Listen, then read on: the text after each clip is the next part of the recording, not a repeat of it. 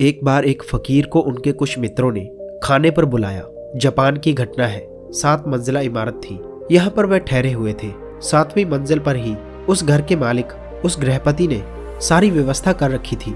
उस गृहपति ने अपने और भी बहुत से दोस्तों और रिश्तेदारों को बुलाया हुआ था। सभी उस 7वीं मंजिल पर बैठकर उस फकीर की बातों को सुन रहे थे।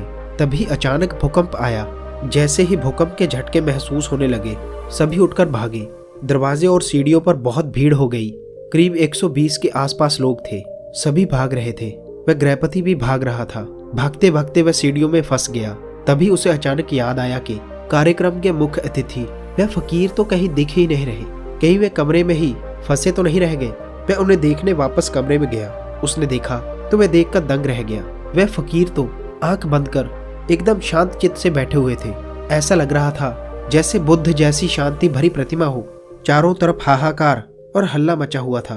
सभी अपनी जान बचाकर अंधाधुंध भाग रहे थे। बिल्डिंग में भी भूकंप के झटके महसूस हो रहे थे, लेकिन यहाँ ये फकीर तो बिना विचलित हुए ध्यान की अवस्था में मगन थे। उस फकीर के चेहरे की शांति उस गृहपति को अपनी ओर चुंबक की तरह खींच रही थी। उसका रूप, उसकी शांति, उसका आनंद सम्मोहित कर लिया गृहपति को। खींचा चला आया, जैसे कोई चुंबक से खींचा चला आता है। आकर बैठ गया फकीर के पास। भूकंप आया और गया। कुछ देर बाद उस फकीर ने अपनी आंखें खोल ली और भूकंप की वजह से जिस जगह पर उनकी बात रुक गई थी, उसी जगह से उन्होंने अपनी बात दोबारा शुरू की।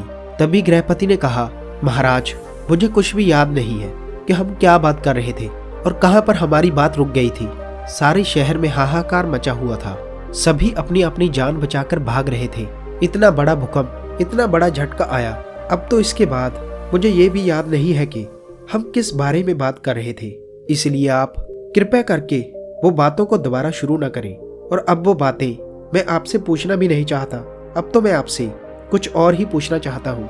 गृहपति बोला, महाराज, एक बात बताइए कि भूकंप आने पर हम सब भागे, पर आप क्यों नहीं भागे?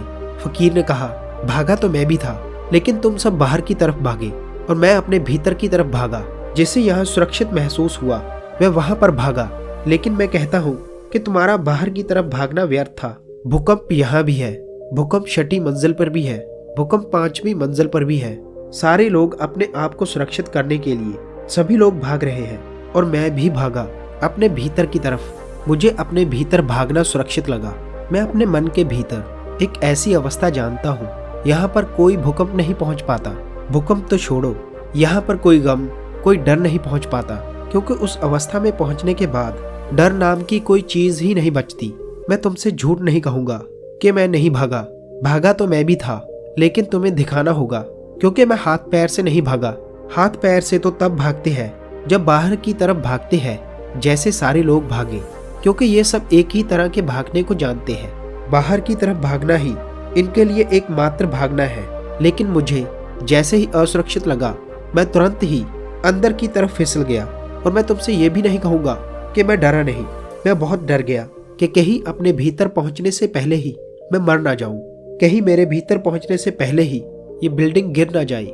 मैं चिंतित था कि कहीं ध्यान में पहुंचने से पहले ही ये इमारत मुझ पर गिर ना जाए। लेकिन जब मैं एक बार उस अवस्था में पहुंच गया, फिर मुझे कोई चिंता न रही। फिर तो केवल मेरा शरीर मरता, क्योंकि मेरा मन तो ध्यान में था। मैंने ध्यान में ही जिंदगी को जिया है और ध्यान में ही मरना चाहता हूँ। इसीलिए जैसे ही मैं एक बार उस अवस्था में पहुंच गया, मैं निश्चिंत हो गया, क्योंकि मैंने अपने लक्ष्य को पा लिया था।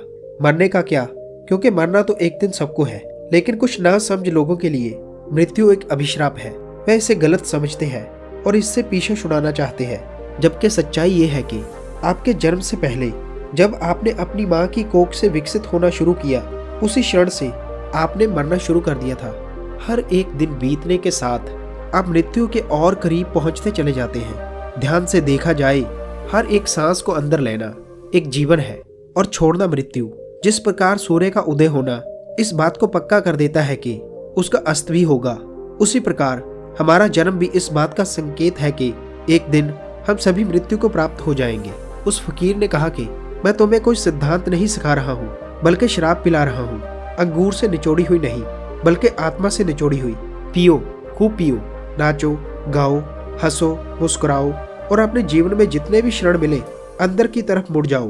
किसी भी भूकंप का इंतजार मत करना, क्योंकि भूकंप के समय वही अंदर जा पाता है जो रोज अंदर जाते रहते हैं, जिनका रोज आना जाना लगा रहता है। मैं अंदर जा पाया हूँ क्योंकि मैं रोज जाता हूँ और अंदर का ये रास्ता मेरे लिए परिचित था। ये मत सोच के बैठो जिस दिन मृत्यु आएगी उस दिन ध्यान कर लेंगे, ऐसा नहीं हो पाएगा। अगर जीवन भर धन की चिंता की है तो मरते वक्त भी अंदर धन की ही चिंता चलती रहेगी। अगर पद की चिंता की है तो मरते वक्त भी और ऊंचे पद प्राप्त करने की लालसा लिए मरोगे, क्योंकि अपने पूरे जीवन में हम जो कुछ भी करते हैं मरते वक्त वही सारे विचार और कर्म हमारे आंखों के सामने से छोटे रूप में गुजरते हैं। मरते वक्त एक बार हमारी सारी जिंदगी हमारी आंखों के सामने गुजर जाती है। संक्षेप में कहूँ तो जिंदगी भर जो भी करते हैं अंत समय में हम वही महसूस करते हैं।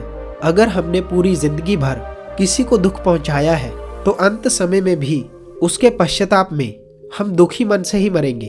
और अगर हमने जिंदगी भर अच्छे काम किए हैं तो अंत समय पर हमारे पास विचार करने के लिए अच्छी यादें होंगी और हम खुशी खुशी इस दुनिया को अलविदा कहेंगे। फकीर ने उस गृहपति से कहा, अगर तुम ध्यान में मरना चाहते हो, ध्यान में जाना और ध्यान को जीना सीखना होगा, ताकि मरते वक्त तुम्हें अपने भीतर जाने में तकलीफ ना हो और तुम ध्यान में ही इस दुनिया को अलविदा कहो। सो दोस्तों, इस वीडियो में इतना ही। मिलते हैं हम लोग ऐसी ही और मोटिवेशनल वीडियो के साथ। तब तक के लिए धन्यवाद।